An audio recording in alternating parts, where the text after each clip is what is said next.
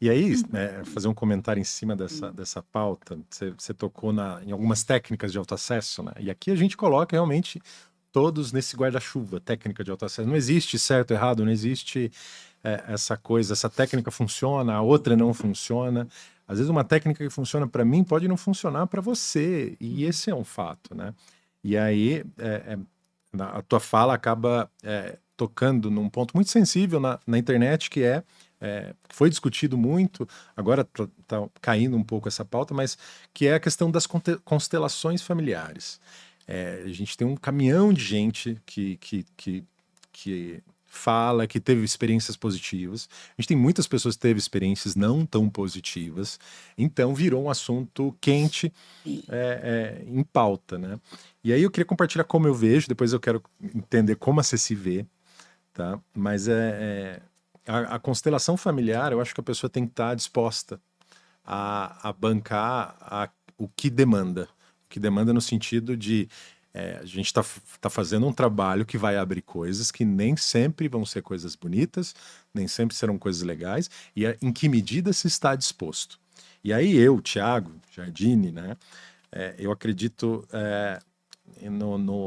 quando eu olho o método da constelação, eu faço uma correlação com a psicologia analítica no que ela diz respeito a exercício de imaginação ativa, que é um dos conceitos da psicologia junguiana, que é você encenar algo, isso não concretamente, né? Por exemplo, a partir do momento que eu coloco essa caneca, personalizo ela, enceno, falo, escrevo, manifesto alguma intenção e me relaciono com aquela personificação, eu estou fazendo um exercício de imaginação ativa.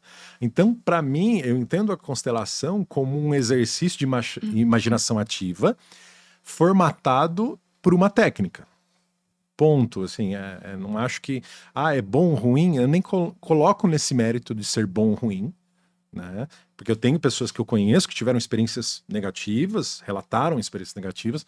Para mim, as experiências foram muito intensas e eu consegui ter a consciência de que foram positivas quando eu consegui dissolver a carga emocional que veio com esses movimentos.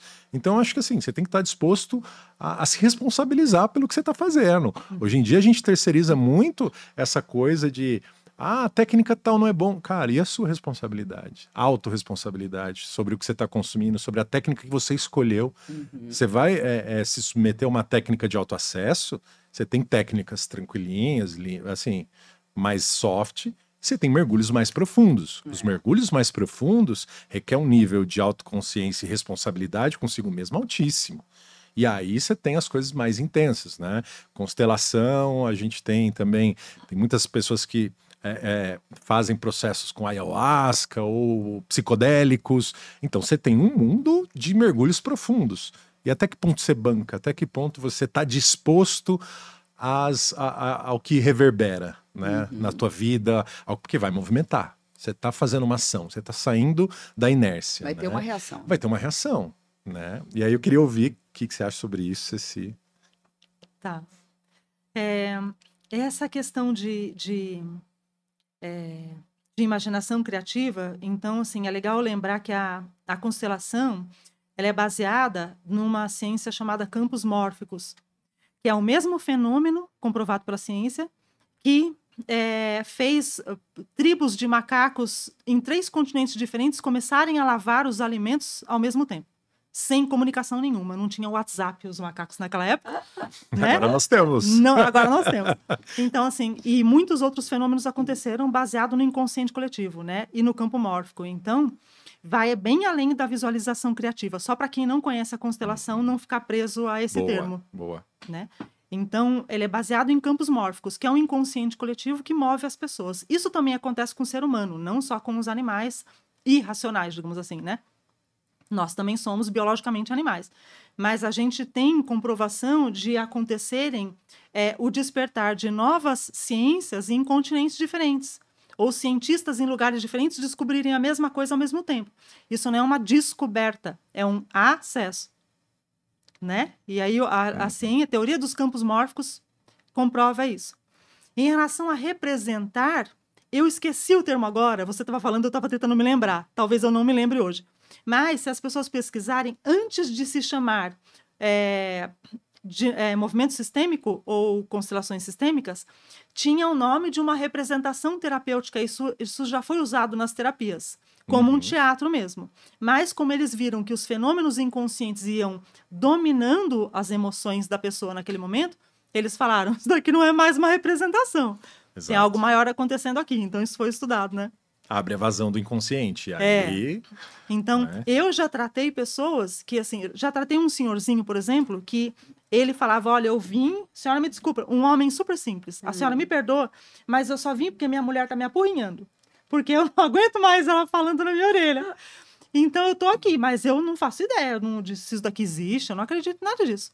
Eu falei, tá tudo bem, o senhor quer ir embora?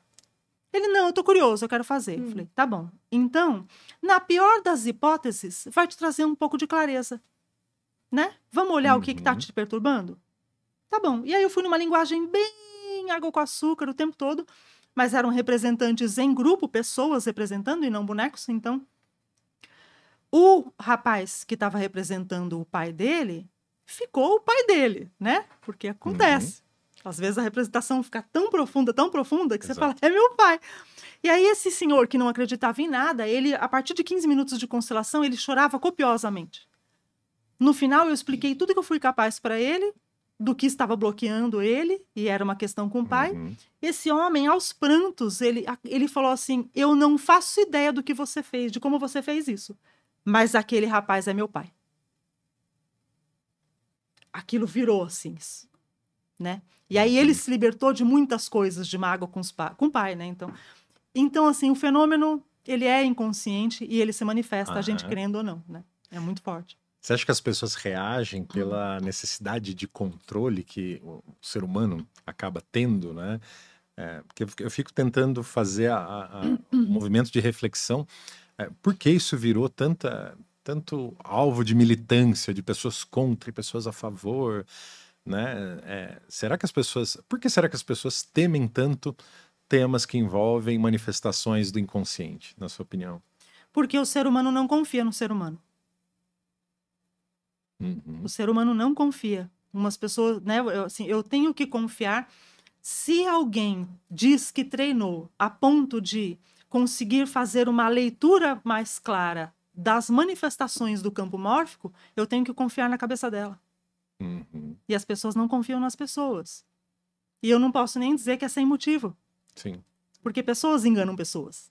Exato. Né? Exato. Então, nós vivemos num mundo dual, ainda é muito complexo. A gente tem essa dificuldade de confiar. E quando você diz que a sua profissão depende de um tipo de, né, psiquismo, movimento cerebral que eu não entendo, ou que eu não domino, eu tenho que me curvar ao que você está falando, pelo menos para respeitar e falar, tá bom, se você está falando. Exato. Né?